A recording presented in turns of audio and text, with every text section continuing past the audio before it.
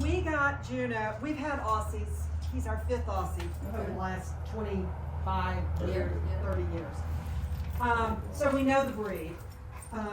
And lost our dog, put our last one down, took a little break, and I started. wouldn't be petting right now. Pardon? I wouldn't be petting. Okay. I'm gonna share a little phrase that we use here a lot. Whatever you love, you get more of. Okay. So when he's afraid and anxious and climbing on you like that, and you're petting him, you're saying, I love that. Okay. Hard for we ladies.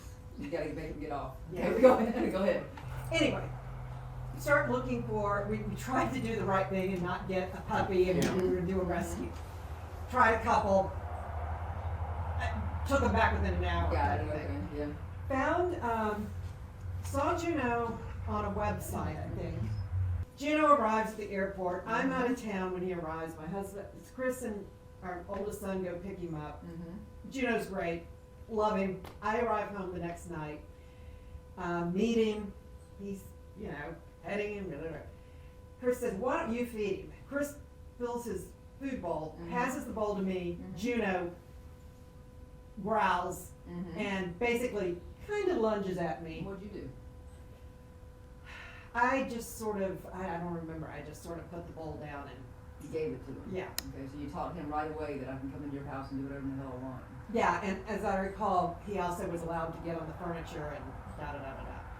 So, For like one day. later that evening, Juno walks past me, rolls over, I rub him with my toe on his chest, he springs up, Bite you? nicks me, yeah. Yes, it's a bite. Yeah. May not have hurt you. Yeah, It's a bite. and so we're like, holy crap, what have we gotten ourselves into? Over the course of the next 2 months, we had 2 incidents where we came in one night, it's Hunter's birthday, he had a couple of friends over. Juno's never met these people. Juno comes running down the hall, attacks the kid, puts a hole in his jeans. How long is it with you at this point?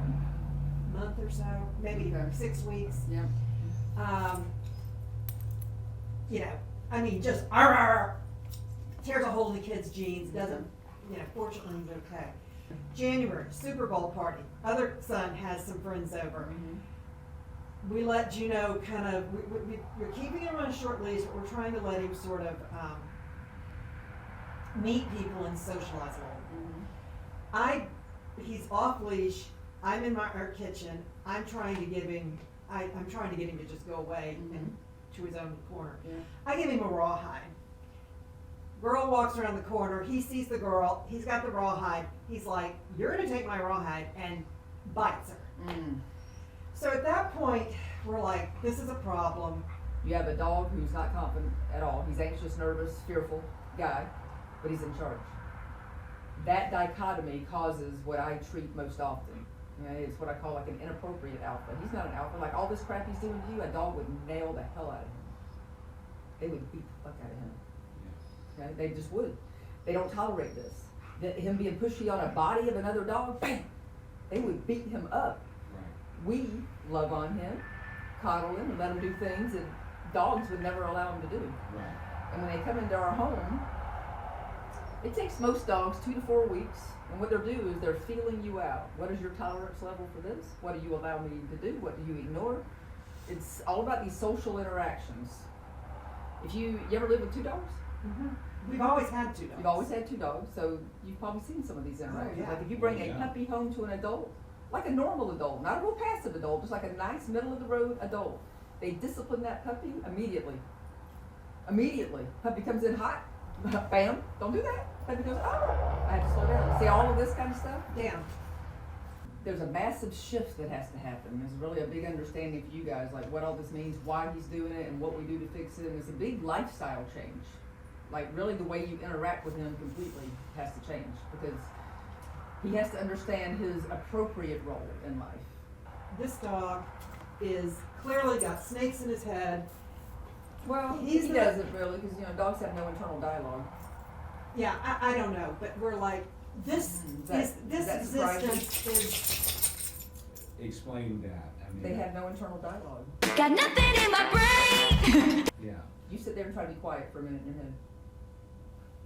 All he knows is quietness, and there's no internal, dogs don't talk. Okay, yeah. I'm just wrap your brain around that for a second, because it's gonna blow your mind and change your life, okay? They don't talk. Nothing in there, and they don't talk. They're not a verbal species. There's not a verbal center in their brain. And you just- Atomically. Yeah, yeah. Right? So that is a big, big, big thing, you know, for you guys to wrap your brain around. Because you'll Right. notice, like, when we start working together, like, I'm quiet. You know? I mean, if, I don't know, let's just say you start saying something ugly to me, I go, that means the same thing to you and to him, right? Yeah. And so learning how to communicate without talking is huge. Right. You have a relationship problem. He has his own stuff. That can be helped, right? So let me just see how you handle it. Juno, Now you said he's not allowed on the sofa, so you said, show me what you do. come on, down. He's very persistent. No, You don't know how to keep him off yet. All of this. this is, So let me explain what makes a dog feel dominant with you. Okay? Number one, I have 8 games that I teach you. The first game is a bubble game. Being in your personal space without your permission. Y'all be married a day or 2. Can he touch you anytime he wants? I wish. You know what I mean? Like there's social boundaries Yeah. about our space. Mhm. All social animals have it. Horses, dogs, chickens, doesn't matter. All social species have social boundaries. Like, how do you feel if somebody's too close in your bubble, Right. Yeah. right? Okay, so that's the first thing that makes him feel dominant with you, being allowed to do all this. The second thing would be that he's allowed to be demanding. In your bubble and demanding, so think about his life as we're talking about these things, right? And then the third thing would be that he is able to ignore you at his will. Mhm. Those No, 3 yeah, things yeah. build dominance in a dog. That's not real. His mindset, he thinks he can discipline people. Mhm. He thinks his role is the parent, not the kid. Mm. He thinks. Mhm. So people come to me and they tell me that the dog sees them as the boss, but I'm plainly watching them and the dog does not feel the same way. It's just the human perception. You know, when he learns that you can control things and you can protect him and things like that, he will follow you through fire. Like hardcore, follow you anywhere. But you have to change the way you interact with him. The ideal would be you have a dog where you could have somebody, friends over, walk in the house, and Yes. he would be. Yeah, but you have to control the people walking in the house. Right. You gotta feel good about bossing people around. Right. But Right. yeah, but Yeah. don't be overwhelmed by it. I make it Yeah. very functional in your life. Like I'm so Yeah. real life is crazy. Like I don't separate you and the dog and tell you to go do things 3 times a day. It's like life. It's just Yeah. how we do it in our life. It Right. doesn't really. The only thing that takes more time is probably that AM walk. Mhm. Other than that, it's not more time. Yeah. It's how we are spending our time Right. and the things that we're doing in there. And I'm not gonna say it's easy. Yeah. No, as a matter of fact, I'm gonna say it's probably damn hard. Yeah. Right. Okay? But super doable. Yeah. Now, on the back side of the program, you get 1 day a week of free daycare for 4 weeks because that's transitional. I want to see you. I'm going to ask questions. I'm going to watch you get out of the car. I'm going to see how you're getting him out of the car. Are you da da da da? All this kind of stuff. Let me see this.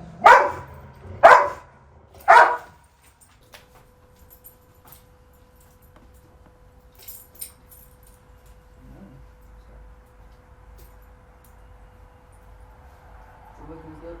Mhm. And shaking. Yeah, that's adrenaline. He just had an adrenaline burst, and I went, we're not doing that. Relax. I'm like, Relax. Like, be thinking good thoughts about me. And this is good for you. Just, yeah, he's gonna shake a little bit. He's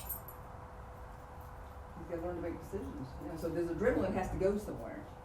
Like, you ever get spooked? What happens to you? oh, yeah. Okay, that's all he's doing. That's what that is. Yeah. He needs a lot of, let him think. Let's shake off. Shake it off, shake it off. He's trying to come off the adrenaline. Now you know what it means. The shaking. That's Yeah. right. Yeah. Now he's got something going on in here, right? You see it. You know, he's not going to be allowed to come touch me either. Polite. That's polite. like sitting down next to somebody at the restaurant or something. Just like, just be polite. Okay, now. You feel better, Joseph? Okay. I'm good. All right. I want you to be holding that leash. Oh, I've been doing this a long time.